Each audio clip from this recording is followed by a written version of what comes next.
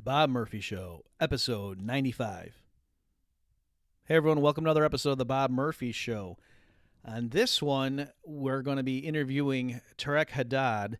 He is the reporter who recently resigned from Newsweek. So you may have heard allusions to this on Twitter and so forth. So what's going on is there are a lot of revelations coming out that the Organization for the Prohibition of Chemical Weapons, or OPCW, the UN-backed board that sends out investigators to go see, for example, in Syria, was there really a chemical weapons attack from Assad's government? So this organization goes out, and it certainly appears as if the U.S. Authorities pressured this UN committee to give a misleading or perhaps outright false report on what happened. All right, so that was the story, and Tareq said that Newsweek wasn't letting him run that story, and so he eventually resigned. And so we're going to be talking with him primarily about that story, but then, of course, more generally, his views on the way that the narrative is controlled and so forth. And so I think it's a very interesting and timely discussion. Let me just mention that Tareq, he trained with the Press Association. He had various placements at regional and national news outlets. He says he's since worked at the Hull Daily Mail, the International Business Times UK, and then, of course, at Newsweek. And now he's independent and starting a podcast and so on, and we'll talk about that stuff at the end of the interview. So without further ado, here is my discussion with Tareq Haddad. Well, Tareq, welcome to the Bob Murphy Show. Yeah, thank you for having me on. Pleasure. So I think the first thing we should do just as a public service is have you, and this is actually how I came to invite you to be on the show, is I put out a call when I saw that the OPCW, like another round of leaks was being published by WikiLeaks on that, and they're saying, wow, this is even worse than we realized. I knew at that point, okay, I have to do an episode on this. And then I put out to my Twitter followers, who do I get? And someone said, hey, this guy who just had to resign from Newsweek on this stuff, get him on. And I thought, oh, he's not getting, and here you are. So we're very glad to have you here. So in your capacity, if you could just, like, first of all, define what does OPCW even stand for? What is that organization supposed to be doing? And then, and I'll maybe stop you and ask for clarification, knowing that the audience might not know some of this inside details. That sounds perfect. So the OPCW is the Organization for the Prohibition of Chemical Weapons. So it's essentially an extension of, it's a body that's an extension of the United Nations that is supposed to independently, police use of chemical weapons in international warfare. So it's something that's grown out of the Geneva Conventions and all the other kind of chemical weapons conventions that have arisen. So, obviously, I'm sure people are aware of the history of the UN. So I think the OPCW was set up, I have to check this, don't quote me, but I think it was set up in the late 90s, maybe 97. Okay. That's when some of the conventions started to come out anyway, about specifically relating to chemical weapon use. And then, so that body's essentially supposed to be an independent investigator of chemical weapons attacks. Okay, so where would you like me to go from there? Well, so with respect to, treaties and things that countries have signed saying, hey, we're not going to use these types of weapons, at least in international warfare. And say, I don't know if this is on your radar, but that was something with the United States under the Bill Clinton administration. The Bureau of Alcohol, Tobacco, and Firearms attacked this religious compound in Waco, Texas, and the allegations were they used chemical weapons that were banned in international warfare. But since it was an internal thing, hey, that's fine. So I'm wondering, on this one, so the OPCW is the thing where when countries are accused of possibly violating, these things they've signed, that's how the UN says, well, we're going to send this group in and they're going to get to the bottom of this and tell us what happened. Yes, exactly. Okay, so then, of course, this is now relevant with respect to the allegations that the Syrian government used chemical weapons. So can you tell us, what the standard narrative was in the media, and then why, there were problems originally, and then how that's unfolded? Sure. So I think this fits into a much broader perspective or kind of history, but essentially, and excuse me if I sound a little bit cynical, but the Syrian government and the Assad government were essentially very early on. There was a direct, a very strong propaganda effort to kind of label them as, the regime, dictatorships, and and that's obviously not to excuse any of the sort of terrible things that have done. There are instances of human rights abuse in Syria's past, but I think it lacks context actually, because Syria actually was a fairly democratic country. It was a place where there were multiple religions and they could coexist. It was actually considered to be one of the Middle East's more open and tolerant societies. In other countries, because I grew up in Jordan, the common feeling among Arab countries was actually, everyone looked favorably on Syria. They respected how much freedom they had. And also what's kind of often missed out is that it's got a very, very rich and beautiful history of, I think some people will be familiar with the bombings that took place in Palmyra, kind of UNESCO heritage sites, great things that trace their way back a long time in civilization. But anyway, so that we had this very early effort to, as you typically see in the media, to start demonizing countries or leaders that we essentially want to go to war with for fairly dubious reasons, I believe. And so this chemical weapons attack was the one in question we're talking about today, which was in Duma, which was in April in 2018. It was probably I think it was the third relatively, or like fairly well documented chemical weapons attack, or that was reported on the media. There was one in eastern Ghouta, and then in Khan Sheikhoun, and then Duma was the latest incident. So what's interesting to know is actually that, and this has not been reported as much as the other things, is actually there's signs of foul play in all three of these chemical weapons attacks, or alleged chemical weapons attacks, I should say. Specifically with Duma, I guess that's so obviously April 2018. It was the kind of typical response that you see in the Western media, where, and something that I try to push back against as much as I can in my career, is that you have an official line that comes out from a government, and everyone unquestioningly believes it.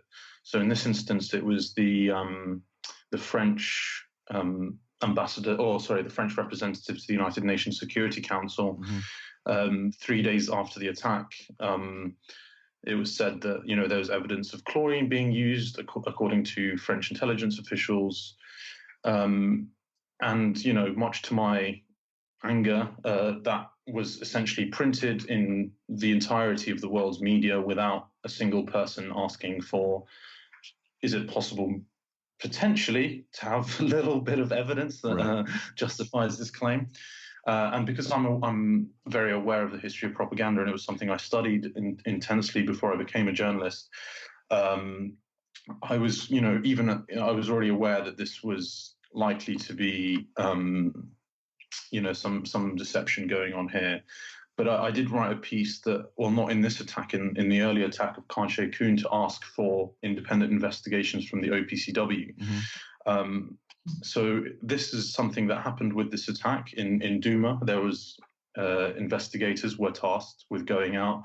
Obviously, with a situation like Syria, it can take a long time for the investigators to get to a specific site, because it's you're in a war zone and very, very kind of remote and difficult areas to reach. So there was a team of 8 or 9 scientists from the OPCW that went out, tried to do the things that they would normally do. So collecting skin samples and dirt samples and kind of scratching things off the walls and, that kind of thing, to try and collect evidence. From there, one of the lead investigators is Ian Henderson, who is a ballistics expert from South Africa. He raised significant concerns about essentially what he found. The main, kind of things that he discovered was actually there was trace levels of chlorine, so no different than chlorine that's normally in the atmosphere. Mm-hmm. The chemistry is a little bit more complicated than that, and we can get into that if you wish. But essentially, there was no chlorine found. He found that the 2 canisters that they examined were likely tampered with, and they believed that they probably didn't come from an aircraft, which is what the final OPCW report said. I actually learned very recently, and it's almost ridiculous, that the holes in the roof where the canisters were found were actually smaller than the canisters, which I don't know how I missed that, but that's kind of a staggering thing, isn't it? But so anyway, there's let me just the 2 possible things of what could have happened are, I guess there's all kinds of stuff that could have happened, but the 2 main competing narratives are Assad's government deliberately used chlorine gas. Yeah. Is that the right? Yes. Was that the right way to put this? Chlorine gas, yeah. That was dropped from canisters out of airplanes, so it would have smashed through the roof of a building and released. And of course, the chlorine levels in the immediate vicinity would be way higher than normal background levels, and so people on the OPCW team now are communicating to the world, perhaps via WikiLeaks, that it's when we measured it, the chlorine levels weren't any higher than you would have normally expected for this area, and you know what, the holes in the roof were smaller than so that makes it look like someone deliberately staged it for propaganda purposes. Can you so just as far as the timeline though, like these correct me if I'm wrong, but like you're saying these concerns by like the lead investigator, did that not start trickling out until after the official report was released? Exactly. Okay. So what essentially happened is this investigator wrote up his report, sent it to management. Some of the samples were sent to the UK and then examined. Again, they didn't find anything that was conclusive, but again, that wasn't represented in the final report. There's a report by a former Guardian journalist which lays this all out, so I'd recommend your listeners to find that. We'll link to that. It's on Counterpunch. Okay. So it's Jonathan Steele on Counterpunch, OPCW. I'm sure you'll find it. Sure. But essentially what he reports as having, and according to speaking with some of these whistleblowers, is that I think 3 days before the final publication came out, there were 3 intelligence officials from the United States that were in a meeting, a high-level meeting at the OPCW. Again, you have to remember this is supposedly an independent body, and it shouldn't be having any interference. They were there to essentially say that this has to be pinned on Assad.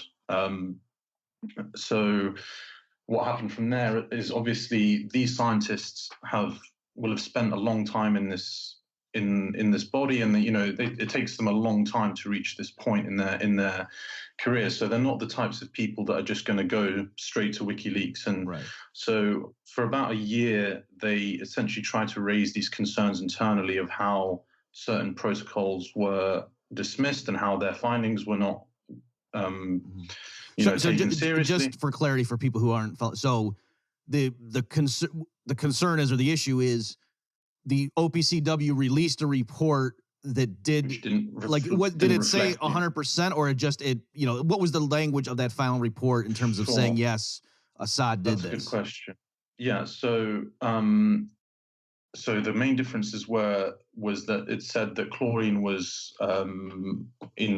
likely used or in high probability. It didn't quite say explicitly that it was used, but it gave the impression that chlorine was present when it hadn't been. And the other thing is that it said that the canisters were dropped by aircraft, which again they didn't say explicitly that they hadn't been dropped by aircraft, but they just raised significant concerns. Now that point is specific, is significant, because to say that it came from an aircraft essentially is the mechanism that points the finger at Assad, because the OPCW can't actually, in their jurisdiction, it's not their job to say who was responsible. They just say this is what took place, and we believe it's under these circumstances. So that detail was added to ensure that blame was then pointed to Assad. Okay, so in terms of the timeline, like so internally, the people that were actually on the team that got this are after they see the final report that gets released, they're going through their normal channels of command and saying, hey, that's actually misrepresenting what we turned in. How did that happen? And that, like, the world's getting the wrong idea of what happened. Exactly. Yeah. So I'm not actually, I can't remember the date that the first WikiLeaks documents came out, but I believe it was maybe sort of late September, early November last year. Okay. And so also there's a new institution called the Courage Foundation, which is to promote public whistleblowing about these things. So one of the, I think, well, now we have two whistleblowers from the organization, but one of the whistleblowers has attended a kind of a private conference there with some independent journalists, and this is when these issues started to come out. And then WikiLeaks was also given these internal documents, which they've released in batches. So at this point, I mean, how serious of an issue? Like, is it a fair summary to say there are at least two whistleblowers that were on the team on the ground that are, like, do we know their identities, or are they still just anonymous people? So one person is called Ian Henderson, which I've named. Yep. The other person has only been identified as Alex, but that's just kind of he's not revealing his identity, and I don't blame him. Right, okay. I don't know if your listeners will be aware, but in the UK, and you'd think that it's a fairly civilized country, but just to put these things into perspective, we had a British weapons inspector that raised concerns about the weapons of mass destruction, and he was found dead, in his home 2 days after, and there was, considerable evidence of foul play. His name was David Kelly. If anyone's, you're talking with respect to the Iraq invasion. Yes. Okay. So there was, this high level, British diplomat or scientist. It wasn't with the OPCW at the time, but with relationships to the British government, the United Nations, really top level guy. He raised concerns, and I can't remember the specifics, but he was in his home in the countryside, and then was found dead, under very mysterious circumstances. Yeah, my listeners are familiar. There's lots of things like that where, geez, all these people just keep dying. So as far as the takeaway from this then is that this ostensibly official process by which, hey, let's let the international community investigate these charges, and hey, we sent in the unbiased, disinterested team from the UN, and look at this report. Assad, we're pretty sure he did it. The actual at least two of the people on the team are coming forward and saying that's not what we turned in. They changed it to give him to make it look like it was much more likely he did it.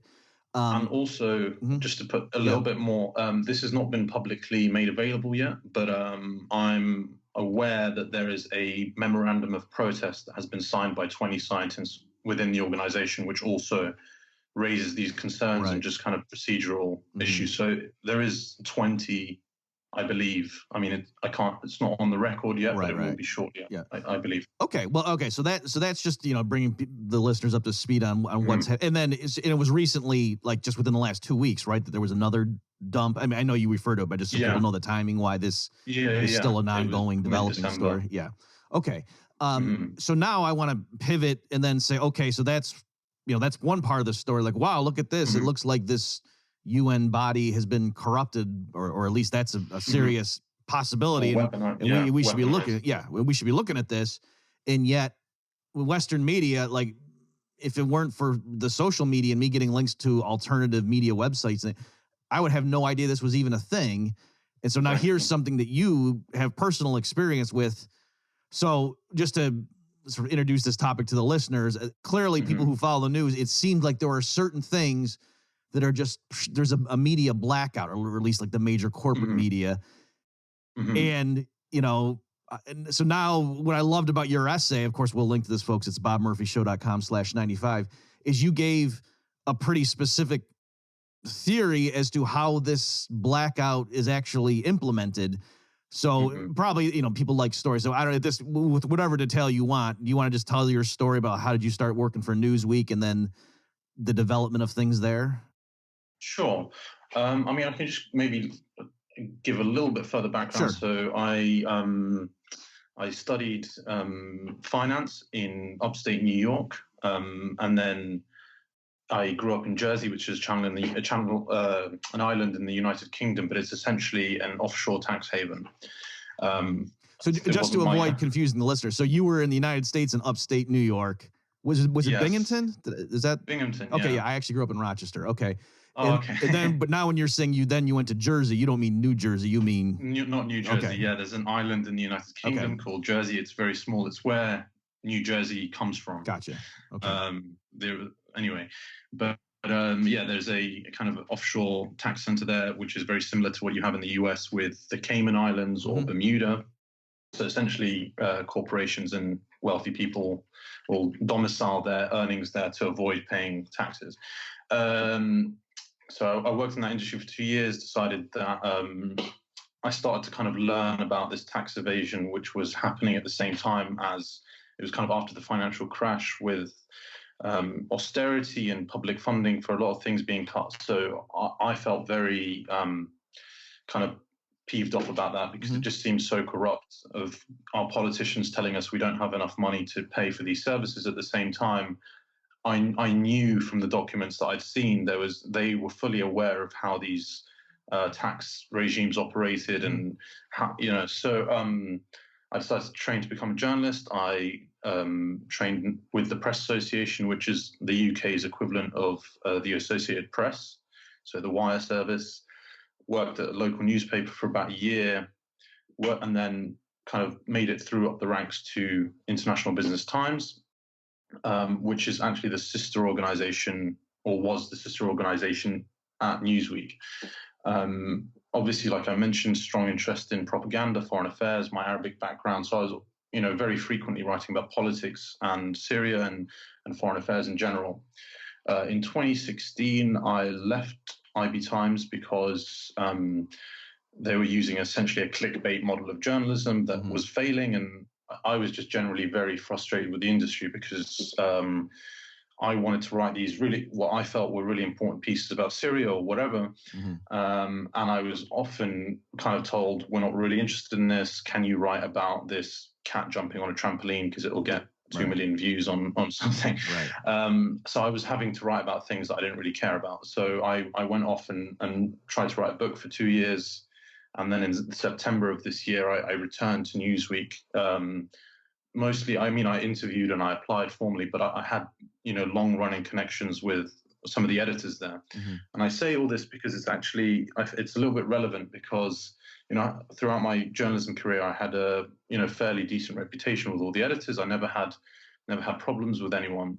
It was only when I started to try and report on these, essentially, or anytime I tried to report on anything that was damaging to US military interests, I was attacked, and I was smeared, and I was heavily criticized by my editors, but it was done in a very sort of underhand way that kind of didn't take my concerns seriously about the actual story and just said, try to misalign my history and my reporting past, which people can look at. It's all available online. If they want to find any errors in my reporting, they feel free to do so.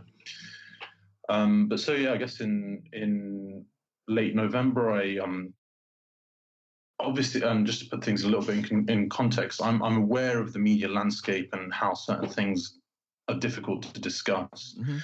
But I felt that, and I have occasionally censored myself to kind of, you don't really want to step out of line, unfortunately, but I always try to kind of give the truth as much as I can, and hopefully sophisticated readers can kind of read between the lines.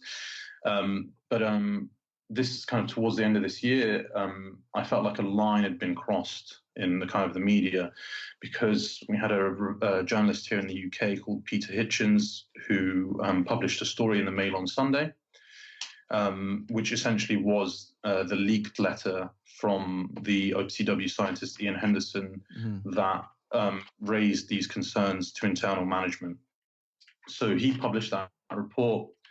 The letter was then verified by Reuters, and for those that aren't aware, Reuters is the kind of gold standard of journalism. If something's in Reuters, it's kind of a free pass for everyone to go ahead and write about it. Despite these things, my editors told me that we couldn't essentially touch the story. And as I kind of pushed, I thought there. Yeah. And so, folks, again, I encourage you to read Tareq's. He's got a blow-by-blow account of it, and we'll link to it at bobmurphyshow.com/95. But what I liked was originally they were saying, I'm paraphrasing, but look at these other major organizations like the New York Times aren't touching this story. They have far more expertise on foreign policy than we at Newsweek. So it would, it doesn't make sense for us to be dealing with it. So I thought that, right? Am I correct that was one of the reasons they gave you? Of course, yeah. Well, I guess just to put a little bit more in perspective, because this is important, is the first thing that was attempted was to smear the publication and the reporter that it came from. So the Mail on Sunday here is, or the Daily Mail is usually considered a right-wing publication. And obviously some of your listeners will be aware of like Mail Online and those kind of things. So what's important to understand is that the Mail Online is the kind of the web arm of the Daily Mail, and it's actually very separate from their newsroom operations. They have different editors, different reporters.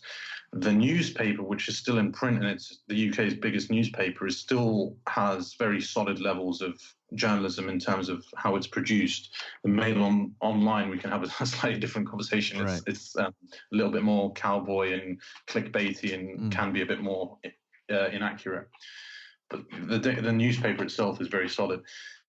And then Peter Hitchens, who is the reporter that wrote this story, he's been an opinion columnist, and again, right-wing or conservative, and to, I guess, a considerable number of the liberal establishment, he's kind of, very considered incendiary or offensive, which I think is a little bit unfair to him.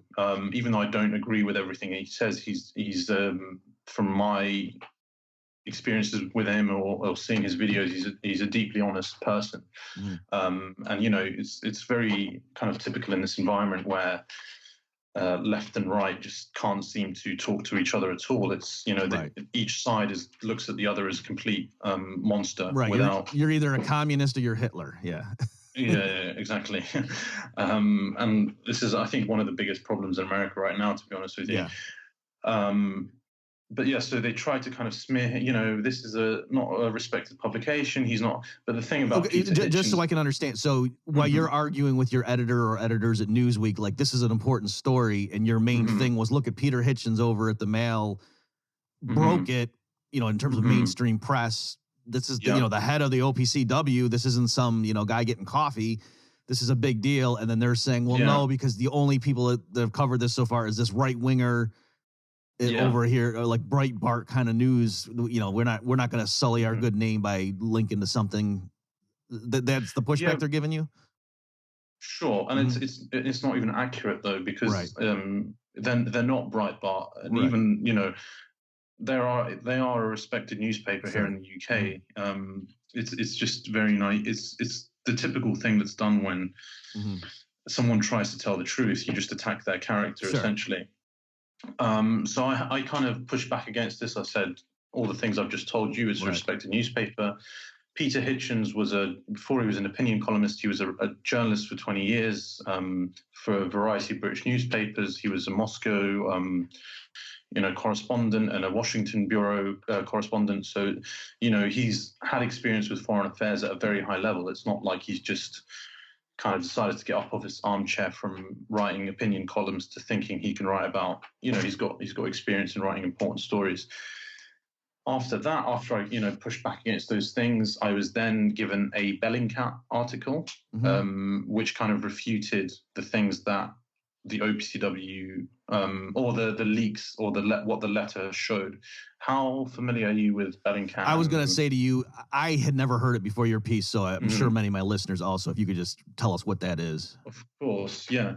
So this is I think one of the most important things for people to try and understand at the moment is that Bellingcat and others like it are essentially a propaganda arm of US military interests.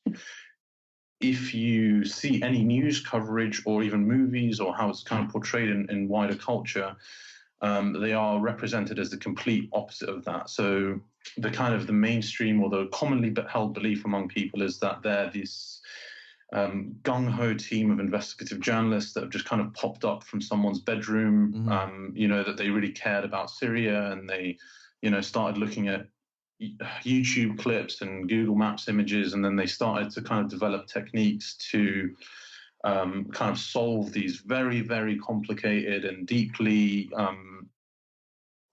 complicated issues.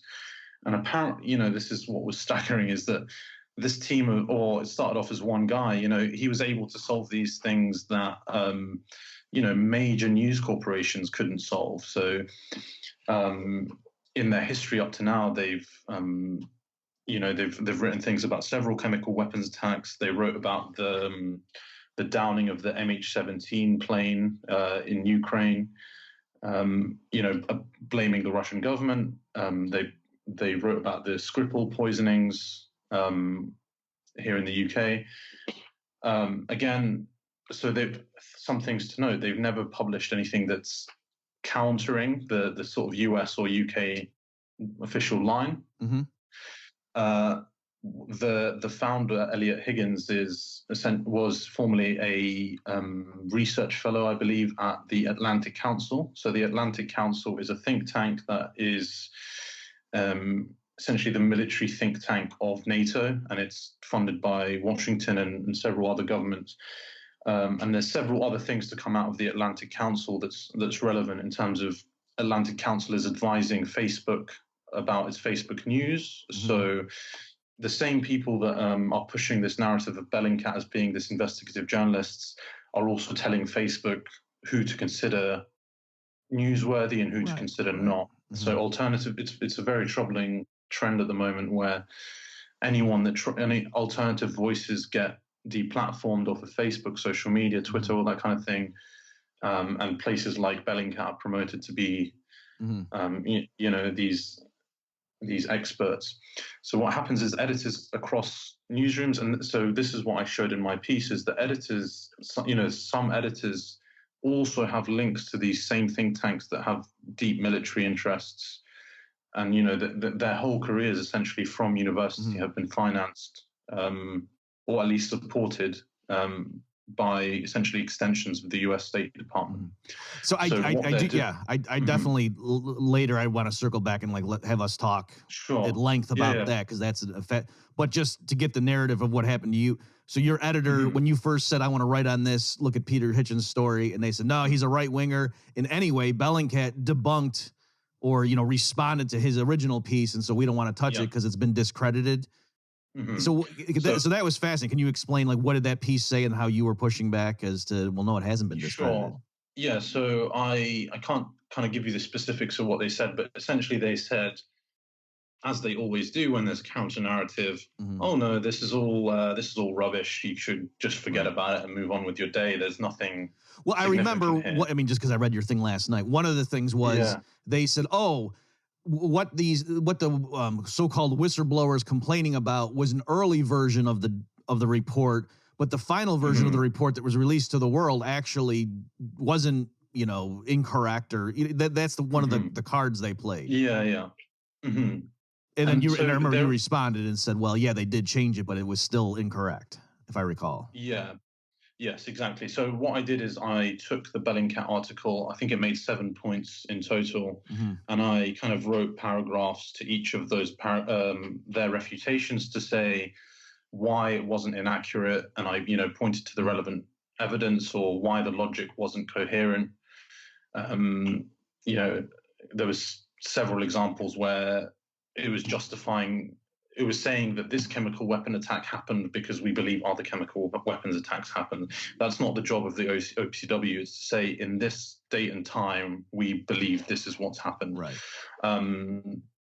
Anyway, so once I did that, essentially, and I sent this long refutation to my editors, it was just, they didn't have any response for me. It was just, sorry, but we can't do it. We're gonna pass. It was kind of, there's no rational reason. And so what's also important to note is that I was feeling extremely sort of stressed and annoyed at this situation. So I tried to speak with my London editor and bureau chief, Laura Davis, about the situation. And just, I guess, a little bit of context, you will have read this yourself, but a week prior, one of our journalists had been fired for writing a fake news story about Donald Trump. It was the Thanksgiving one. Yeah, I wanted to ask you about that too. So do you want to talk about that for a minute right now? Yeah, so her name was Jessica Kwong. Yeah. And and so people might have, it was, she said, what's Trump doing on Thanksgiving, playing golf or something? And then it was turned out he had eating, golfing and more, yeah. And he had then he made a trip to Afghanistan. So of course that was embarrassing. So give us your take on that, because that's interesting as to what actually, so go ahead. I want to interrupt. Yeah. So, I mean, this is kind of a problematic, it's a trend at Newsweek and a lot of corporation media publications of editors will essentially assign stories to reporters instead of the other way around. So typically reporters should be investigating out in the field and doing their own research and then coming up to their editors and saying, I think this is interesting, or I think there's a story here that we should write about. What you kind of get now is the editors, and again, they have these dubious links, they'll go and tell reporters what to write. And in this particular instance, it was essentially they were telling a reporter to write a story that hadn't even happened yet, because the story about Thanksgiving was written the day before Thanksgiving. Now, the reporter herself, I mean, I'm kind of trying to defend her a little bit, because she did get the information from the publicly available diary. And so she was fired in the end because obviously the story turned out false, but how the editors kind of pinned it on her instead of the editors was to say that she should have requested a comment from the White House about this story. I mean, this is not really something you would do for kind of a couple of reasons. The information's already come from the White House. You don't really need to confirm their version of events, but also just on a human level, it's a very, very deeply, whatever you think of Donald Trump, his politics, whether you're left and right, it's just one of those stories that really has no public interest. So personally, as a journalist, I would really have a problem of kind of going to because you have to deal with these people on a daily basis. You don't really want to ring up the press office and say, hey, I'm about to write this really pointless article about what Donald Trump is doing, and I'm basically just attacking him. Can you give me comment? It's just ludicrous. You'd never do that. But so just to make sure for people who don't fully, so what happened was the day before Thanksgiving, the an editor tells her, hey, go write a story on what Trump's doing. She goes to the publicly posted schedule for the president for that week or whatever. It's the White House official log or document said tomorrow, here's what Trump's going to be doing. But secretly, he was going for a surprise visit to the troops in Afghanistan. And so that's what happened. And since she didn't, like you say, so then when it turned out to be false, someone's got to be blamed. And so the editors were, well, geez, why didn't you run it by the White House? And like you're saying, like, what would she do? Say, hey, I'm relying on the public logs. There's not like a surprise you're going to announce tomorrow, is there, that would make me look foolish as I try to smear the president? Like that, that seems like a kind of pointless thing. Because for one thing, they probably would have lied to her. Or not lied, but at least said we have no comment. They would have kept, like to be quiet, to let it blow up in her face. Yeah. I mean, if she had done that, she probably wouldn't have been fired, because at least she could have had some protection to say, well, I did this. Yeah. But essentially, it was the editor's at fault, because it was purely done for a clickbait reason. Sure. It's especially for a more left-wing audience, it's just a typical Trump attack piece. This is significant for a few reasons, but essentially at that time, obviously the staff are on high alert. A reporter's just been fired, so we're having meetings all the time. We had, I think, three meetings in the space of a week. And in those meetings we discussed what went wrong, what went right, blah blah blah. But one of the things that was funnily mentioned, Laura Davis, my London bureau chief, she was saying at these meetings, I understand if you guys have concerns, please come and discuss with me. We want to support you. We want to ensure this kind of thing doesn't happen in the future. And so this was happening at the time that I was actually trying to have a conversation with her. So she saying these things in the meeting, Right. and I'm saying, Laura, please, can we please have, go into a room and have a discussion about this? Because even though I understand the media landscape, I felt that this was really, really important to talk about. And so I had my suspicions that there was kind of corruption and there was wrongdoing going on. But I kept giving Newsweek a chance. I tried to meet with Laura on 3 separate occasions. And then kind of on the last time that I asked, she just very rudely said, "Oh, I'm going to send you an email in a few minutes. Don't worry." Mm. And so the email contained 1 paragraph about the OPCW, and the rest was just a character attack of myself and kind of trying to paint me out to be a bad journalist. And that was the moment that I decided to resign, because it was very clear to me what was going on. It was just, trying to attack the person, essentially. Okay, so the last straw. So she, you had been pestering pestering her about this OPCW. Like, we told you no, Tareq. So here's why no. But now that now that you've got my attention, let me tell you, since you come here to Newsweek, we've been very happy with your performance has been unsatisfactory. We've had your editors have reported problems, and that. So can I ask you, is that why partly you feel it's the need to like tell people this was my track record at the previous, because you're afraid they're going to say he's a disgruntled employee because he was performing poorly and now he's making up stories? Exactly. And also, I wanted to be as transparent as possible. I was going to be releasing documents, screen grabs and things from Newsweek. I didn't want to do that selectively to only show where Newsweek had been kind of fraudulent, essentially. I wanted to say, listen, I'm being honest. I'm giving you everything. I'm giving you the emails where they're criticizing me. Right. You can go and look at those things, and you can, those stories are still available. And you can kind of, and I try to explain what happened in some of those particular circumstances to show how their version was misportrayed. But yeah, I kind of just wanted to say, here's everything. I've got nothing to hide. People can go speak to my previous editors or look at all my previous reporting, and if they have issues, please tell me. And it was funny, I didn't mention this in the story. A few weeks prior, I wrote a story about the Education Secretary, Betsy DeVos, and I wrote 3 fairly big stories about how she was held in contempt of court.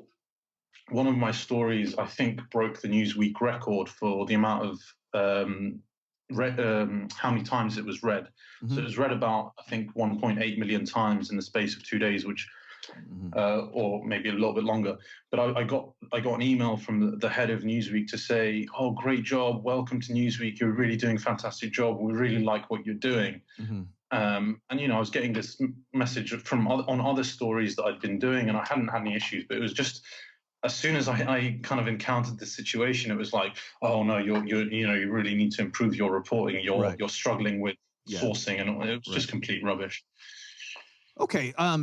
So let's now focus more particularly on like how the media narrative, and this is one of the it was in the section of your essay, was that like, how is the media narrative controlled? Because again, I'm just repeating myself, that clearly anyone who's paying attention knows there are certain things that get reported and certain things that don't, but it's not obvious to an outsider.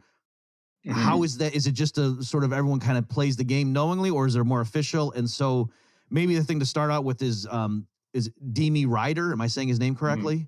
Yeah. Just explain, like, first, like, how was he interacting with you professionally, and then when you started digging into it and what you discovered? So, I mean, in the beginning, he was totally fine. I didn't really have much interaction with him. And we worked together on previous stories. So he worked at Newsweek, just for the listeners. Okay. Yeah, he was the foreign affairs editor or international affairs editor. I worked with him on a few previous stories. I did actually have a few moments where I raised some eyebrows, but I didn't really kind of comment too much. I was still early in the organization, but I just kind of noticed slight things that made me feel a little bit, okay, so I wrote an earlier piece about white phosphorus use, and one of the instances that I gave as an example was a 2005 attack in Fallujah, which, was one of the most devastating uses of white phosphorus in recent history. and my language was severely kind of like Dialed back. or dialed back. Yeah, Mm-hmm. it kind of you just painted it as very. Can I ask you just the process? Sure. So you write your draft, you turn it in, the editors, tone down the language a little bit so it's not so provocative. Do you get final right to say, well, then don't run it, or do they just run it and then you read it in the paper and see what they did with it? On most stories, that's the case, yeah, because we're filing several stories a day, and it's just very rapid. And most stories aren't, that controversial. The white phosphorus stories that I did, I was actually going back and forth for about 2 weeks. But to be fair to Demi and Nancy Cooper, who's the editor-in-chief, who also worked with me on that piece, and also I should say that piece that came out 2 weeks prior, she emailed me to say what a great job I'd done on that piece, and she felt it was very important. But so that was going back and forth because we were trying to make sure it was factually as solid as possible. So it did go through a longer phase of editing and going back and forth.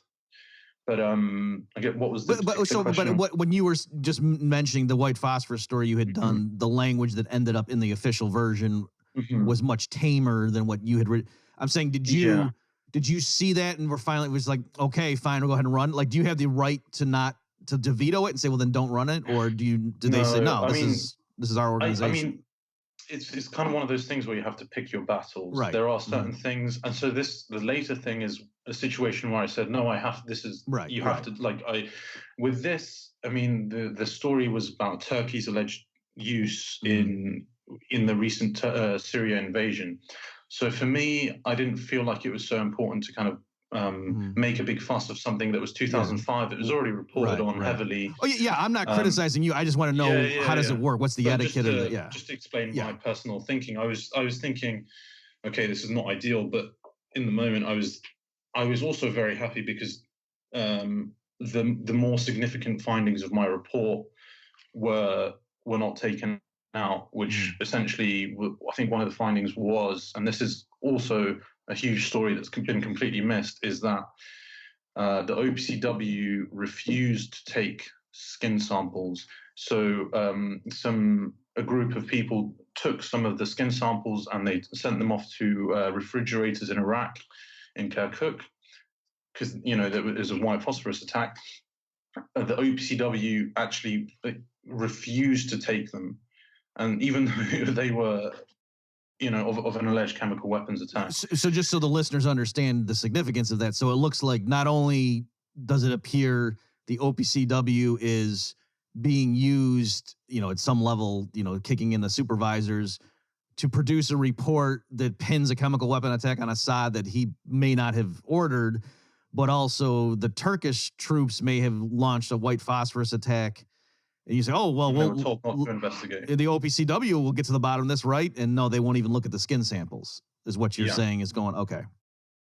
And there's evidence for that.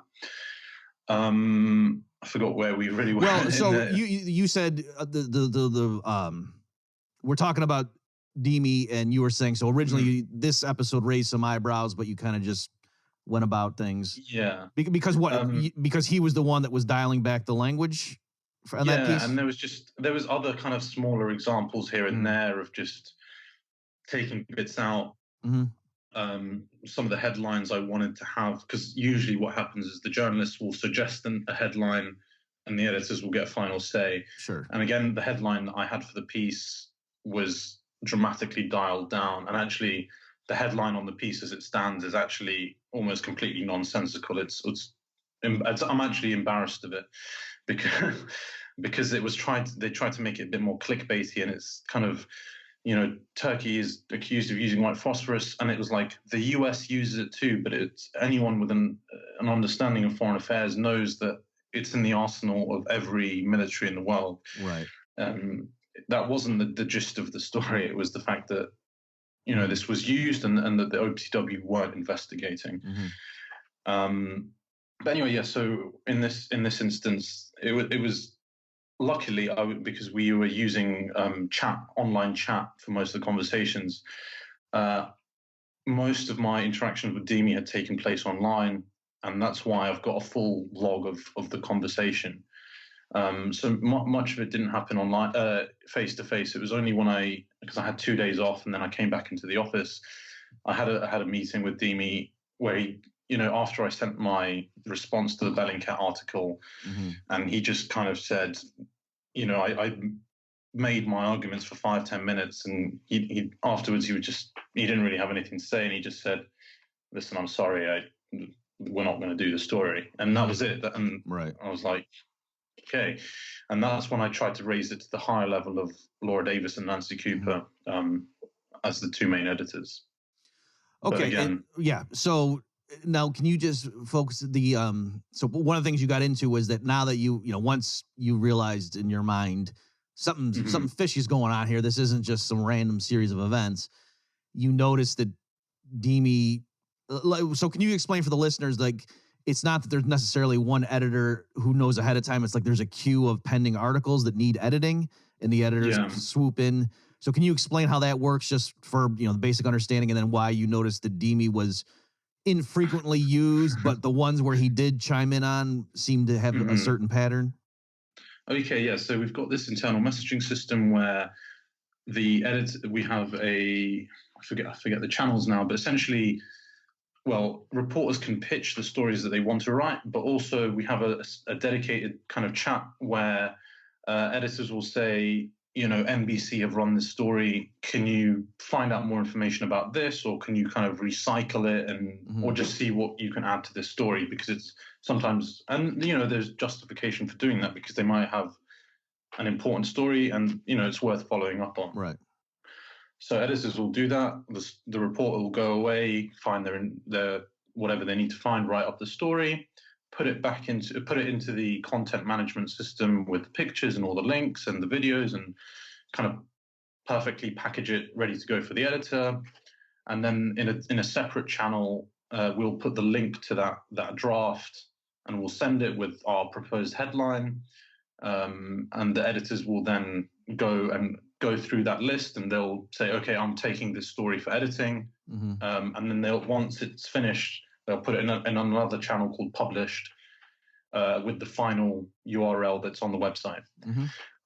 So I kind of noticed, because it's useful for my day-to-day job to kind of just keep a track of this list, just to see who's writing what and what stories we're doing, and just so you're not repeating, because obviously I'm pitching ideas, so it looks a little bit stupid to kind of go up to your editor and say, I want to do a story about this. And he says, oh, we wrote about this 3 hours ago. Right. So you kind of should be aware of what your publication is publishing. Right. So I kept, and I'm sure most journalists do the same. So just, you glance through it all the time and just see what's happening. Yeah, I noticed that Dimi Ryder really wasn't contributing at all, even though he was the foreign affairs editor. And there were several foreign affairs stories that were published every single day, and he wasn't involved in them at all. It was only when I wanted to write something that was potentially controversial, the editors just automatically said, okay, can you work on this story with Dimi? Can I ask you now, is like someone explicit, how can I put it? It wasn't just that you noticed when you had it in the queue or whatever that he was the one who grabbed it. Like, officially somebody said to you with that one, you know what, why don't you go work with Dimi? Yeah, because sometimes when I have more complicated stories where I know that they might be controversial, or they might, they need a bit more explanation, I still prefer to go and talk to my editors face to face. Okay. And I think that's probably why the slight factor in why this issue arose is that why I've never had problems in the past is that, face to face, when I talk to someone, you treat people at a human level, and it's much harder to kind of get away with falsehood or, right. crappy. I've had editors that say, I don't know how I feel about this, but then I'll say, listen, look, this is the evidence. And, I've got a good reputation. So usually when this happens, editors will be like, yeah, okay, fair enough. This is so. But I think in this situation, just because it was all done online, it's so much easier to say, it doesn't matter what my tone of my argument is. It's much easier just to respond in a particular way. But on this occasion, I went to one of my other editors and I just discussed it with him. And yeah, he said, please write me a message with me and Dimi.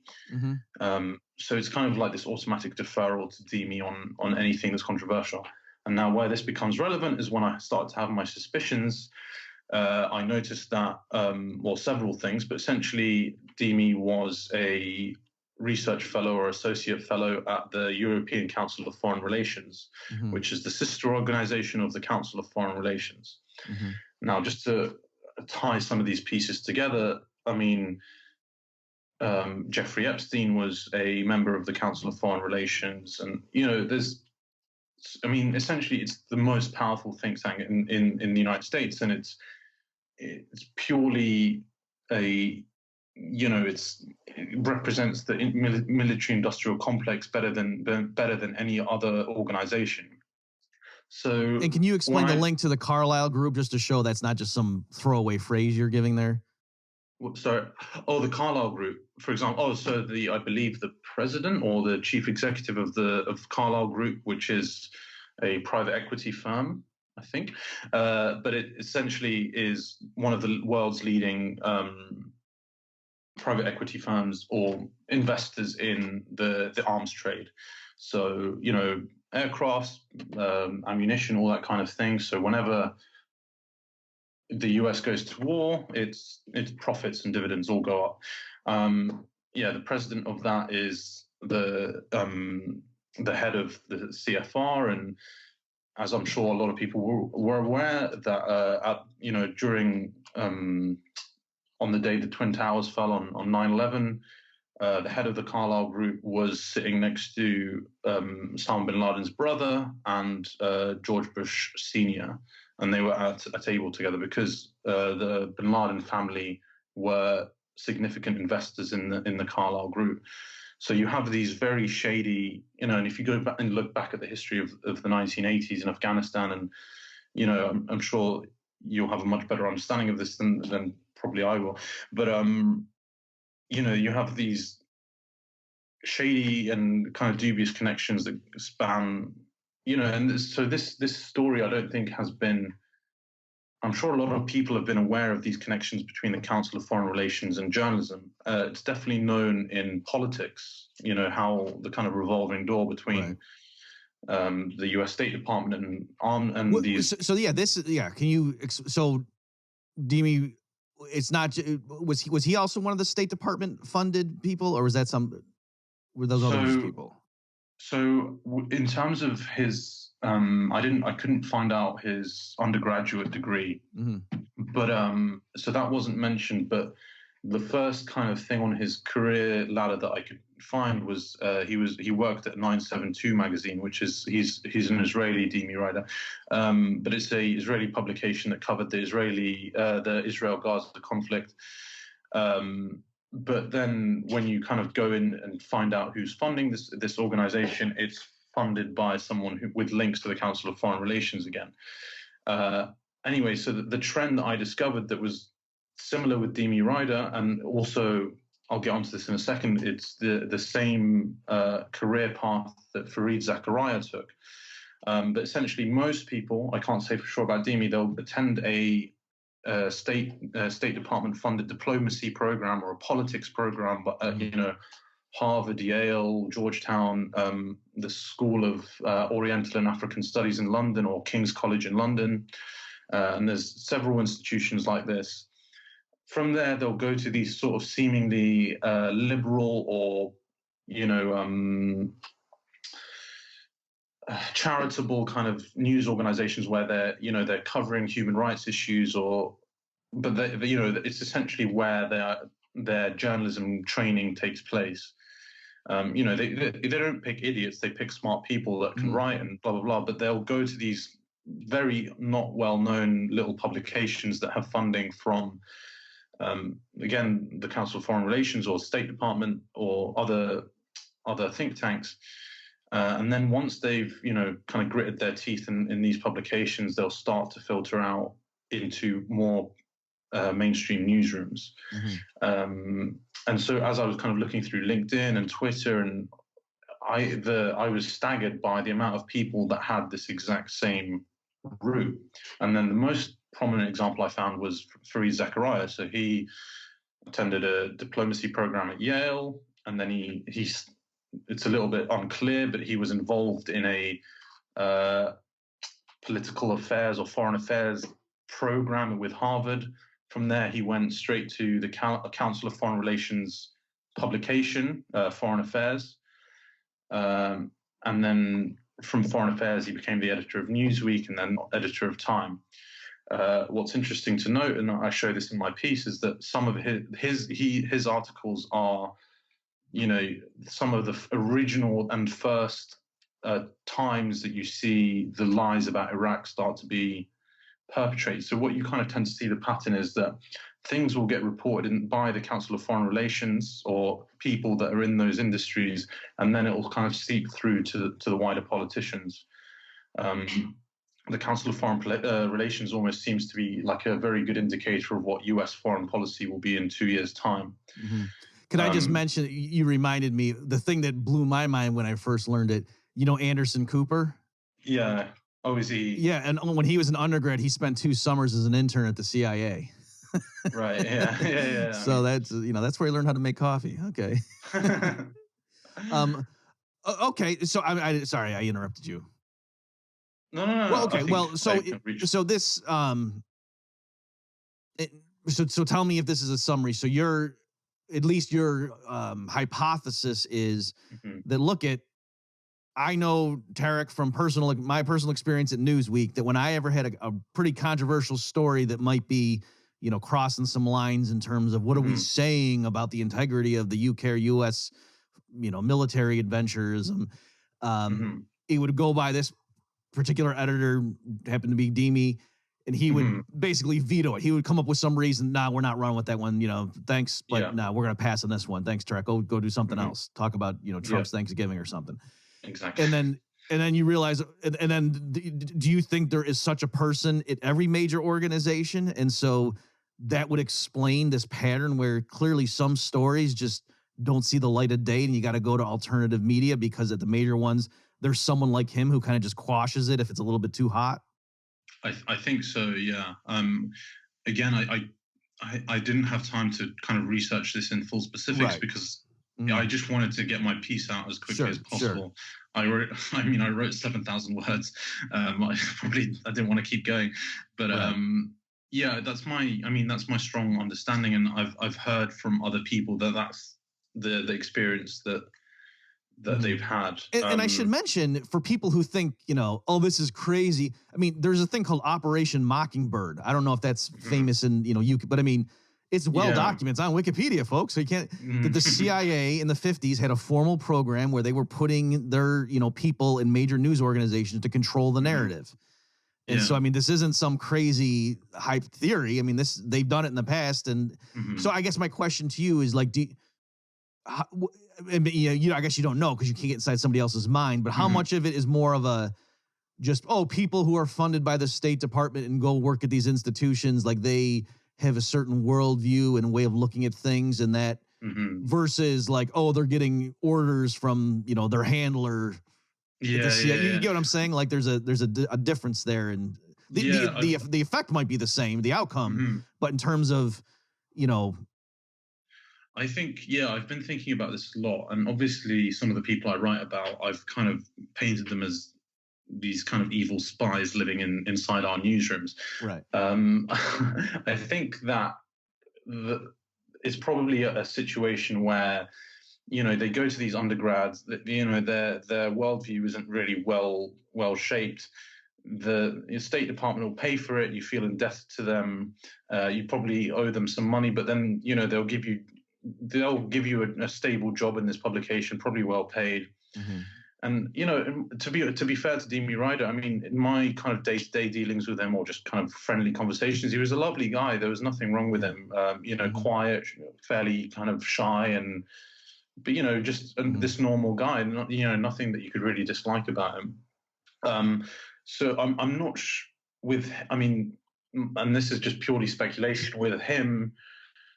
I got the impression that he knew that he was aware that he was doing something sinister, because I had the conversation with him where I explained, listen, I don't think we should be trusting Bellingcat, and I think that this and when when he flatly refused to kind of cooperate with me, and also, there was, other signals, but with him, it felt like he knew that he was being sinister. With some others, I think some of the trolls maybe on. Actually, I take that back. I think people are aware. Those that aren't aware should educate themselves essentially on what they're being used to do. But I think actually, especially with the trolls on Twitter, I think because they're part of a kind of coordinated effort of misinformation. Mm-hmm. But yeah. Okay. Another one, if we could talk about, which was interesting, just to show how the narrative is controlled, is you had a provocative piece on Ilhan Omar. So can you tell the story about what happened there? Well, so this is, again, very interesting. This was not something I proposed, but when Dimi sent me back the reason why I couldn't run the OPCW story, he kind of said, oh, this is the same reason of other publications that you mentioned not doing the story. He said, this is the same reason I didn't do this Ilhan Omar being a spy story. And I had no idea about what this story was. And first thing, obviously, you hear that a US Congresswoman is being accused of a spy. You think, oh, of course, that's a stupid story. Like it's, and with no information, I didn't have any kind of any qualms about that. It sounds like it's a bigoted smear. And essentially, I was kind of offended, actually, because I provided all these documents to say this is a real story. And he was saying, oh, it's the same reason I'm not doing this ridiculous story about Ilhan Omar being a spy. Fair enough. Okay. Nothing against that. But funnily enough, while I had this 1 week period where I kept pushing with my editors to try and get this story, I think I was essentially being tested to kind of see if I'm going to start getting the hints, because they were making my day-to-day life very, very difficult, as I lay out in full detail in my piece.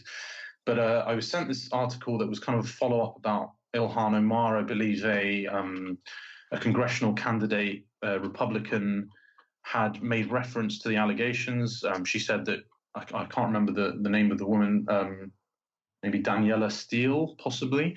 I'm inventing that. But you'll find the article online. She said that Ilhan Omar should be hanged if she's found guilty of treason. She was suspended from Twitter for tweeting that. Mm-hmm. And I wrote a story that just explained those circumstances. But again, I was assigned that story. It wasn't one that originally came to my attention. In the story in itself, there's nothing wrong. There is newsworthy reasons to write this. A congressional candidate who's running for office in 2020 suspended from Twitter. That's a genuine news story. But when I, was doing my fact checking, was doing my research for the story, I looked into these Ilhan Omar allegations that Dimi had mentioned previously. And so what I discovered was that there was a deposition from a Florida courtroom where a very well-connected Canadian, Qatari businessman, kind of laid out how Ilhan Omar was essentially a operative for Qatar. And I'm not 100% familiar with all these details, but I didn't have enough information to say that this deposition was true. But from a news perspective, it was evidence that was given in a U.S. courtroom by a named. There was more to the allegation than just some racist thing Trump says or something. Exactly. Is what you discovered. Right. Okay. There was evidence in a U.S. courtroom, and the deposition was available. I had the PDF of the deposition. Mm-hmm. I didn't have time to read it before I did the story. It was 230 pages long. But and that deposition is still available online if people want to investigate this further, and I think some people have. But when I referenced this deposition and where these tweets came from, essentially that influenced this Republican candidate to say these things, I referenced just to say that she was referencing this deposition that came out in Florida a couple of weeks ago. All of the evidence that kind of showed where this information with the links to the article were removed, and it was changed to baseless claims. And so when I saw this go online, once my piece was published, it automatically, well, I already had my suspicions that, because I was like, oh, Ilhan Omar's story, isn't this what Dimi mentioned before? They said we're not touching this story. Why am I given this story now? It's like, oh, am I, going to get the hint that, anyway. So let me just make sure the listeners got what happened. So you're still working at Newsweek at this point. You've been having pushback on your pitch in the OPCW stuff. In the meantime, somebody says, hey, Tareq, this Republican candidate for Congress just got booted off Twitter. Cover that story. So you're going into it. And then, as any journalist would do, well, someone gets kicked off Twitter for saying something that sounds kind of crazy. Let's look into why is she saying that. So, it turns out there's a deposition. And you weren't saying this amazing foolproof deposition. Go check it out, folks. You were just linking. I made it clear. I made it clear that, this is not, I have no additional things to verify this and again, as a journalist, I write things that politicians say that are incorrect all the time. I'm not personally responsible. If that person is lying, if Alan Bender, who's the man that gave the deposition, if he's lying, it's him. Sure. I'm just reporting the news essentially. And so your editor then changed that language where you said, referring to this deposition in the Florida courtroom or something, just changed it to baseless. Claims. Did they link to the deposition, or did they take the link out? No, so I had linked to it. Those links where people could find more information were removed. Wow. And that's when I was thinking, well, this is very suspicious. Yeah. And then, so can I say to her, I think you tell me if you think this is, I think the distinction there is when the story was, hey, is Ilhan Omar a Qatari spy? No, that's crazy talk. Newsweek doesn't touch that. When the story is Twitter rightfully booted someone for repeating such a stupid, baseless claim, that's the story. Yeah, well, I wouldn't argue that actually it was rightful to do with Twitter. Right, sure, but I'm saying I can see how in his mind that's consistent.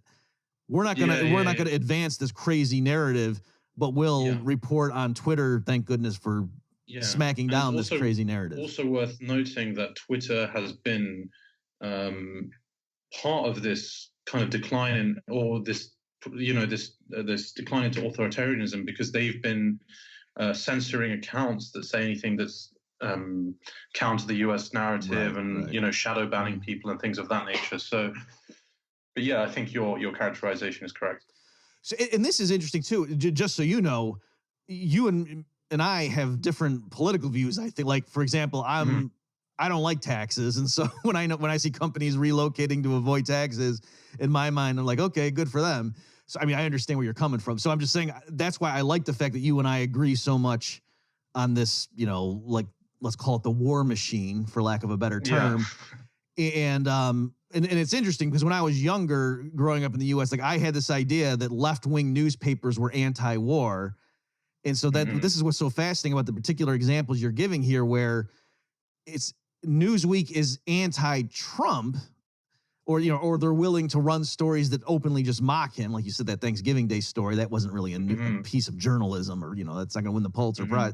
But if it's something where, in other words, why couldn't it be some of these stories about the gas, you would think they could have spun it as, oh, Trump's trying to get the U.S. into another war. What a warmongering idiot. But that's not the, the intelligence community and the U.S. government is either bumbling fools or noble purveyors of justice, depending on if a war is involved.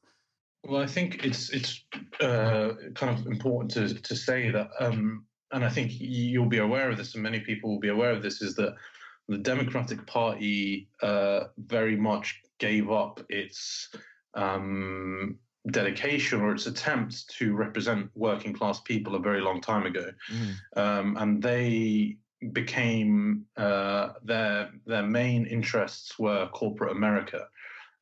You saw this with Hillary Clinton's emails in 2016, where she was giving all these speeches to Goldman Sachs and others, but essentially the media has, as a kind of extension of the Democratic Party, which is, I don't like to, we should keep them separate, but essentially, and the Democrats have now also become kind of very much in favor of the military they are now part of this military industrial complex with, they are as much warmongers as anyone. And, you could see that with Hillary Clinton, that's, even though she's not so prominent now, for a very long time, Bill Clinton, who was also a Council of Foreign Relations member, and so is Hillary, and so is their daughter, we should mention, they are essentially promoting war interests, and they have done for a very long time. And so actually, funnily enough, I'm sure other people could speak about this better, but the whole media environment is very much linked to Democrats. And you see Democrats in the intelligence community both dislike Trump. So they've their unison has become in lockstep. That's why you see these things about Russiagate and Comey, and so there's so much dangerous falsification going on there. And I'm no fan of Trump, I should say. If I could just mention, that's why I was so fascinated when I saw some of your original foray into this was the article complaining about tax evasion or breaking the story on that stuff. Because I'm guessing you weren't a fan of like the Republican tax cut package. Yeah, I mean, so you have reasons that you wouldn't like Donald Trump, and here you're pointing out things. Well, I mean, you're an economist, and you probably have an understanding of these things slightly better than I do. I mean, again, I'm sure there are valid reasons for cutting taxes, and what I specifically had an issue with is corporations not paying the tax that they should be for their country. Yeah, right. So you see Apple, for example, they were actually registered in Jersey. The most profitable company in the world is paying essentially zero tax. That's what I have a problem with. And, I got you. So, yeah. So again, just to reiterate that the conventional views of, it's the right wingers who are war hawks and the left wingers who are hippies and, listening to John Lennon and smoking dope and what, like that, as you're saying, in terms of the mainstream political parties, that's not true. Like they're both, whether you're talking about the Wall Street Journal or the New York Times, they're both pro-empire, let's say. Like pro-war is a provocative term, but they got no problem with the U.S. and UK governments running the world, if I could speak a little loosely. Sure. And so any narrative that makes it look like maybe the U.S. government or the UK government aren't the good guys, like that is immediately branded as a conspiracy theory, and that's just considered weird, and the media treat it as such. Like, oh, come on. Like, mistakes were made, but, it wasn't like there was, foul play here. But then when you look through history, I think, every single war has been supported by all of the press all of the time, pretty much. It's only kind of like in the late stages of Vietnam that you start to see pushback, I think. And, but in the very early days, at least, you usually get the trend of the media tends to be for war.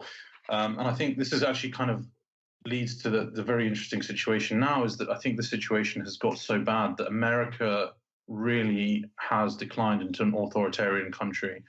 And I don't say this lightly, and I don't say this because I dislike America. I genuinely love what the ideas that America stands for. And I say this from a place of genuinely being concerned. I was speaking to a journalist the other day that is very knowledgeable of what's going on in Iran and Iraq and Syria at the moment. And we'll get into that in a minute, I'm sure. But what looks like is happening on a global scale is that America is in rapid decline. And one of the big reasons for that is that it really has lost the ability to speak truthfully, and freedom of speech is now not something that America can say. I think I saw a statistic recently from a body that monitors freedom of speech across the world. I think America has slid to number 18 in the world. And you'd think that Americans, with being First Amendment, this would start to be kind of being taken more seriously. And this is what I'm trying to do at the moment, is to try and encourage people to start really holding their media to account, because the US nearly went into World War III a few days ago, a war that probably they will have lost, which, many Americans may be upset at me for saying this, but if you look at what's happening in the Middle East, they're slowly just continually losing influence in that region. And Russia, China, Iran, all of those countries have come to a basic agreement. And, so this might sound offensive to some people because we're so used to looking at all those countries as, evil and so on. But what I understand from this journalist who's very well educated and very knowledgeable of these things is that all of these countries that have essentially been at the receiving end of US foreign policy for a number of years have said, we're going to make a strategic alliance together, and all we're trying to do at the moment is restore international sovereignty, which is something the United States hasn't respected in a very long time, and international law, again, something that the US has not really respected for a long time. It's kind of sad, but it's, the UK and the United States were the key partners that set up the United Nations after World War II. But what you saw happening is that the United Nations was only really used to condemn the crimes of every other country. Right. You've never seen a war criminal from the United States or the United Kingdom, even though Henry Kissinger, for example, is probably the most, among the, top five war criminals ever.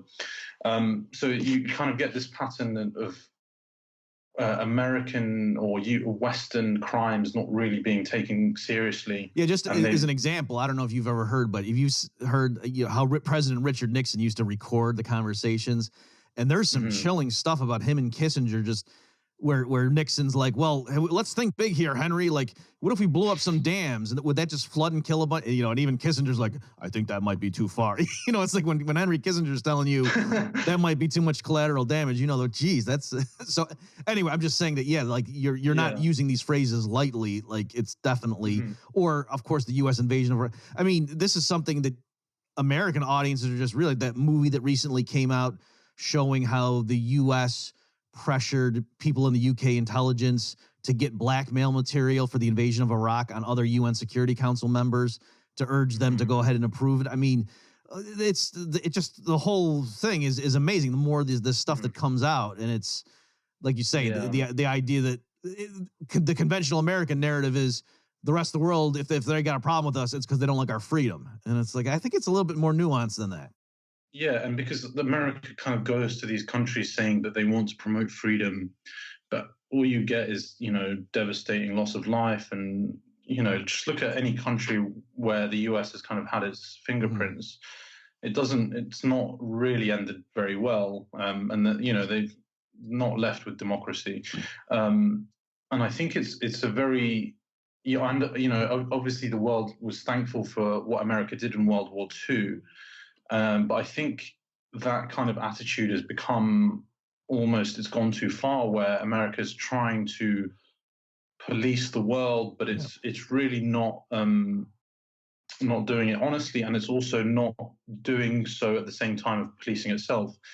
My attitude as a journalist, because sometimes I get criticized for writing critical things about the UK or US governments. My response is, I'm a British citizen. I love the Western world.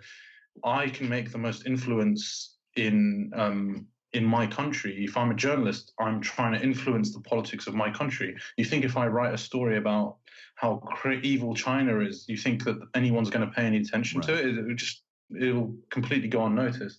So, I think that's why I urge people to do going forward and do so urgently, because I think we're in a very drastic situation. But I think we really need to kind of take a hard look at what America's doing. And I mean, just to give an example, you mentioned the U.S. doesn't respect sovereignty anymore. I mean, this just happened, I think, yesterday or maybe 2 days ago at this point as we're recording this, where the Iraqi parliament, they passed a resolution, like I don't know the exact legal status of it, but like basically voting to have the U.S. leave. And Trump said something along the lines of, well, if the Iraqi government tells us to leave, then we're going to put sanctions on them like they've never seen. It's like, wait a minute, so now a government's not allowed to tell you to take your troops out of their country? Like, that's amazing. Yeah, I mean, and this is supposed to be the country that, quote, we liberated.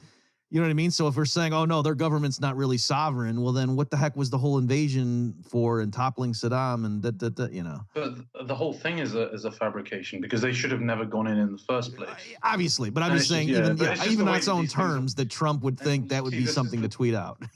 and this is, I guess, this is something that I've tried to raise is actually the freedom of speech and the freedom of press has got so bad that Americans' own understanding of their own history is flawed.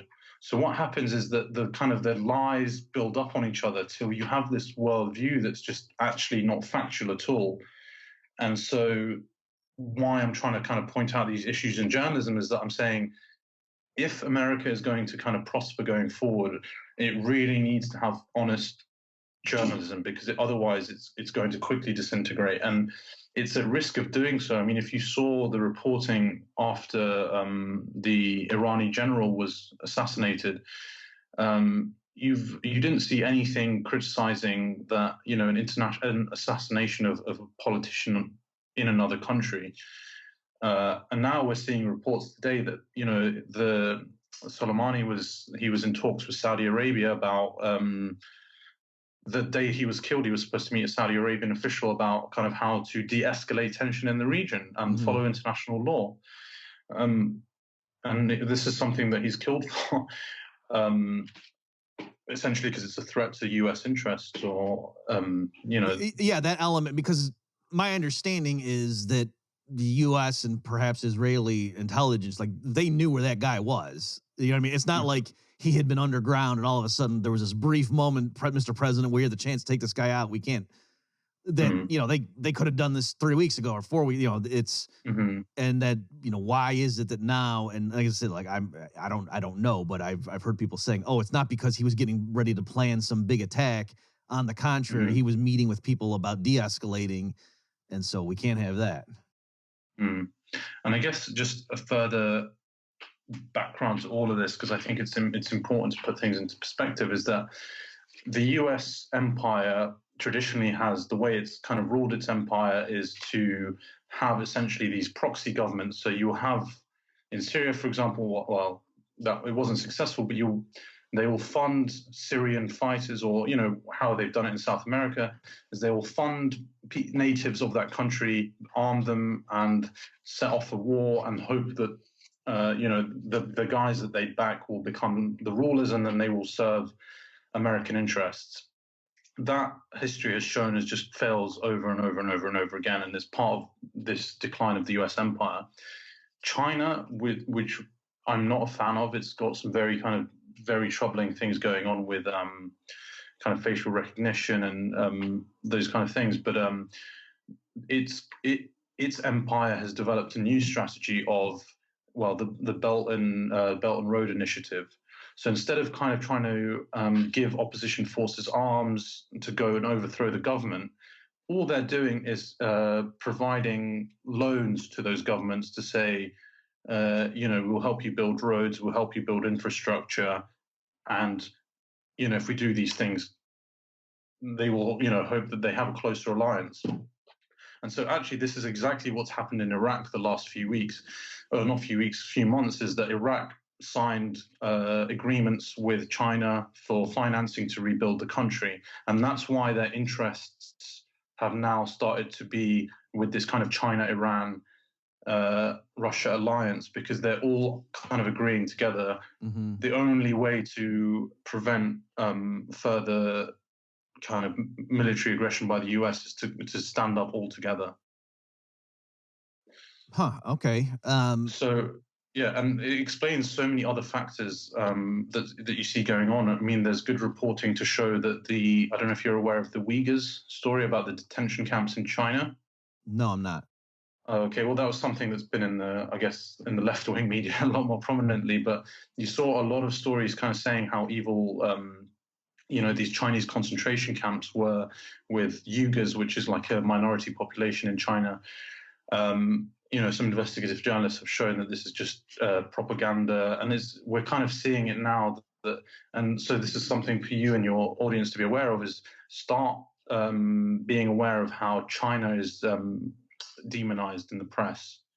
So Uyghurs have lived in China for, a very long time. And now it's just all of a sudden when Iraq at the kind of border of the empires, when Iraq starts to go towards China now, and we're kind of getting very close to this conflict between the US and China, you're going to start seeing all these really demonizing articles about China.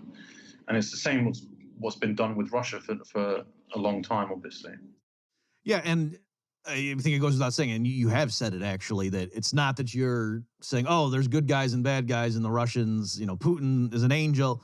That's not the issue. But if the media narrative is like ginning up the public to get ready for a war by demonizing one government, sometimes with outright fabrications, I mean, that's something the public needs to be aware of. That let's not have a war here based on false stories that are getting promoted. Yeah, and I wrote in my piece, which was like mid-December, I wrote that how dangerous what we're doing is. I said, these UN bodies and international laws and the OPCW were set up to avoid the horrors of World War II. And it was, within a matter of weeks, we were at, nearly on the brink of what would be the biggest war we've ever seen. And the media was just completely all pro-war, and it staggers me that people don't understand history. Like, a war of that magnitude would be absolutely devastating, and we have no idea what it would look like. This is the thing with wars, is that once they start, actually they just continue and they get worse, and they're not. Once you're in them, it's very difficult to stop them. So. It's really, really kind of troubling times. And I a few days ago I couldn't actually believe the news that I was seeing, and it was also very depressing in the fact that so few Americans actually knew what was going on. I messaged a few of my friends, fairly educated people. They had no idea what was going on. The fact that we could be on the brink of World War III, it was just completely unknown to most Americans. Yeah, I will say I was pleasantly surprised, because normally, the pattern with Trump is on just about anything, the American major media would treat him as a buffoon, incompetent, racist, pig, blah, blah, blah, who hates women. But then whenever he would launch a cruise missile strike or something, then it was finally the president acting presidential. But on this one, for whatever reason, maybe because it's an election year, but the Democratic candidates they didn't say it was the wrong thing to do, but just, I'm very concerned that the president, may have done something rashly here. So that was interesting, that take. But go ahead. Go ahead. I mean, it is interesting, but it shows you how the media is so distorted against Trump. But it's actually a ridiculous thing, because for those that have been following the impeachment, is that the story came out 2 weeks before Christmas, is that Nancy Pelosi was aware that George Bush had lied about weapons of mass destruction, and she chose not to push for impeachment in that circumstance. And now that President Trump launched these attacks on, everyone, the thing that the Democrats were criticizing him for was not getting approval from Congress before the strike. So that just was very disingenuous, because it's essentially a very similar, it's ridiculous to be critical of one thing and not the other. Yeah. But by the way, just for listeners, so I just, Tareq, so I just, by when this episode, my interview here, when it drops, it will just come on the heels of me doing a whole episode where on my own, I went through that. And I had recently we had already did drop that. Yeah, playing that clip from Nancy, just for the listeners who don't know what we're talking about. A student at a CNN town hall or something asked her, "How come, Nancy Pelosi, you're pushing for you're supporting the impeachment of Donald Trump when you famously didn't want to impeach George W. Bush?" And she, admitted, it's not just that he got us into a bad war or something. It's that she said, I had seen the intelligence reports. I knew the Bush administration was misleading the American people as to what those reports said. So, I mean, that's a war crime. You can't invade a country on the basis of lies. I think that's a no-no. And yet that wasn't an impeachable offense. But here, Trump asking another government to look into Joe Biden, that all of a sudden is. That is amazing that she admitted that. Yeah, I've just become aware of through another podcast that I've done. John Kiriakou, who was the whistleblower. I don't know if you're aware of the name. He exposed the torture in. Yeah, I think he was NSA. He got imprisoned under Barack Obama, but he was a whistleblower about torture allegation, the Abu Ghraib prison and things of that nature. I think he was the whistleblower in that circumstance. But he was actually referencing this point. He said, from his understanding, all of Congress knew that this was a lie. Democrat and Republican, they all knew that there were no weapons of mass destruction in Iraq. I mean, I don't know that personally, but that's what he says, and he seems to be a respectable, he has intelligence background.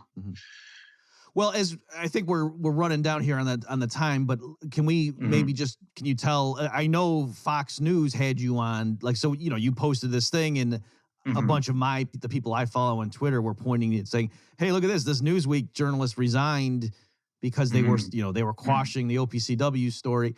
So Fox had you on. Like, what has been the media treatment of you?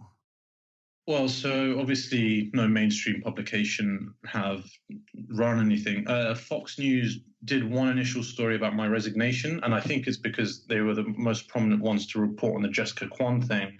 But they didn't actually report on the kind of aftermath of me writing my piece and the things that which I was actually a little bit disappointed about. I contacted the reporter that had wrote that piece, and I said, you wrote this original piece, are you going to be following up? And they couldn't even really be bothered to read my piece, which I was very annoyed about, because it's a freedom of speech issue essentially, and and this is kind of, it's interesting. We talked about this a little bit. It's interesting how me and you can have this conversation. One of the things I'm trying to do is, and I'm starting a podcast myself with this kind of particular aim in mind, is that trying to get people of opposite viewpoints to actually just be able to sit down and have a conversation like normal humans without thinking of each other as fascists and bigots and Nazis and so on. Right. Which I mean, the evidence is still, I don't know if Americans can do that, but I'm hoping that's what we can do going forward.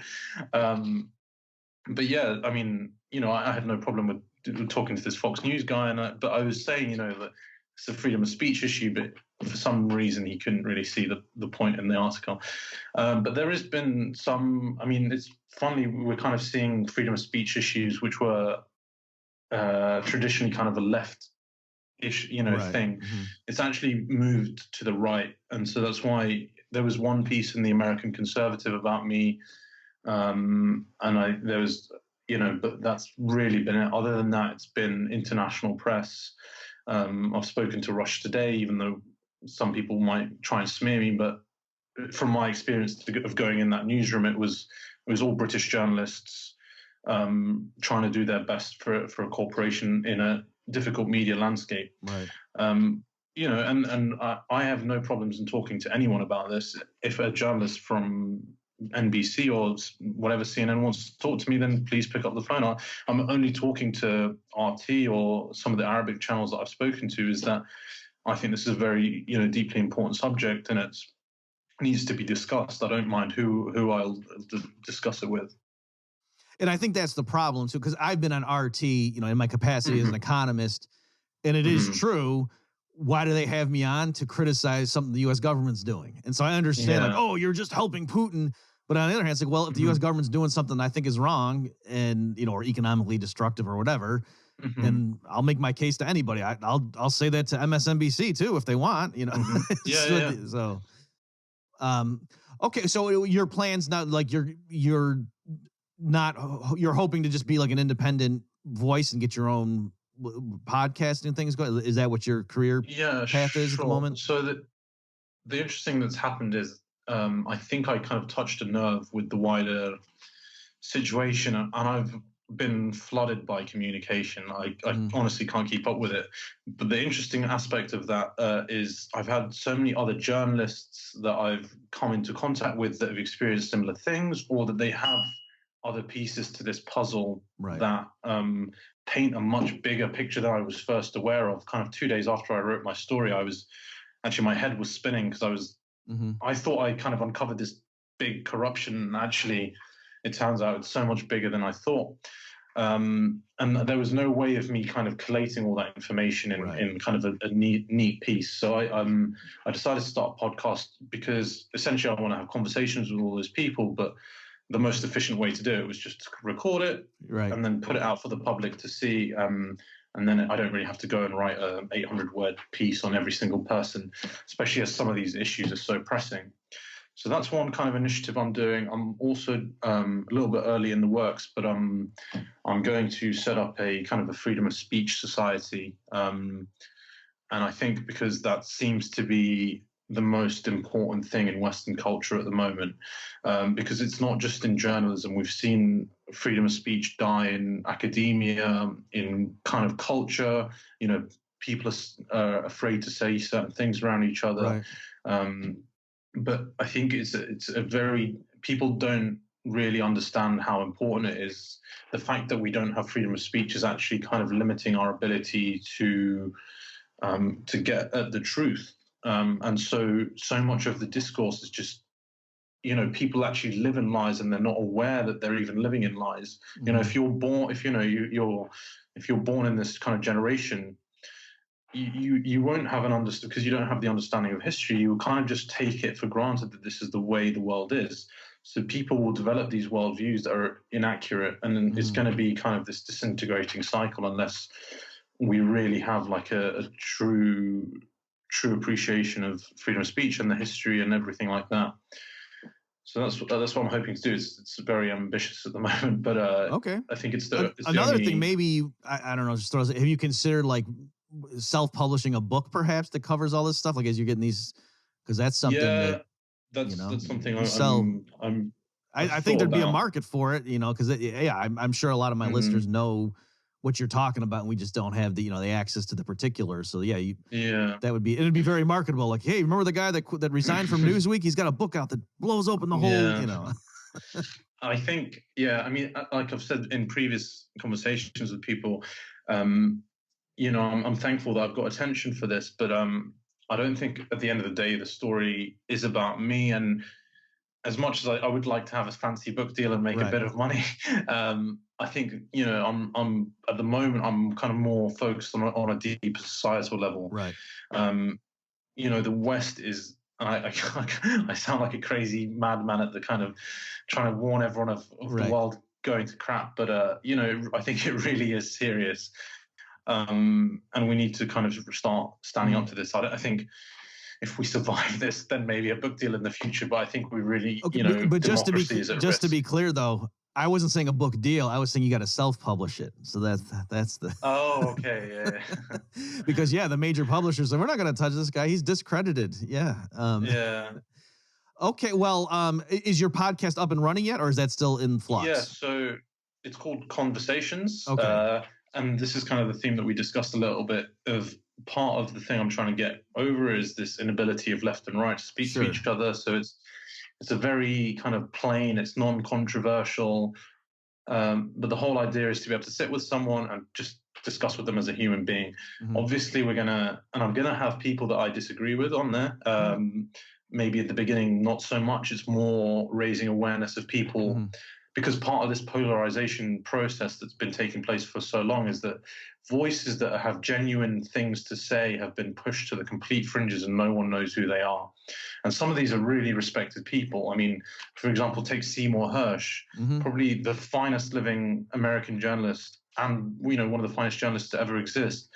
His opinion now is just completely ignored on everything, even though history has shown he's been right on pretty much everything he's ever written. He's just on the fringes now and no one pays any attention to him. And remind us, what was it that he did recently that made him persona non grata? Okay, so he essentially, it was related to Syria. He wrote several stories for the London Review of Books which questioned the Obama narrative. So one of the things that he showed was that intelligence officials in the United States knew that Assad's government wasn't the only ones with sarin gas, and he also reported that the sarin gas that they found at these sites, it didn't match the chemical signature of what we knew that Syria had. So it must have come from a different source. And when Obama kind of gave his red line famous speech and all the following, happenings there, he was essentially lying to say that. Yeah. He also, he did a follow-up story about Syria, which had similar things, but also he wrote about the Osama bin Laden killing, and he essentially gave America the actual true version of what took place. He also exposed the My Lai massacre in Vietnam in the 1970s and the Abu Ghraib torture. So his record is spotless, and he's a Pulitzer. Okay, so but you're saying those were like his past hits, but you're saying the thing that now all of a sudden made him marginalized was basically accusing Obama of being a liar about Syria.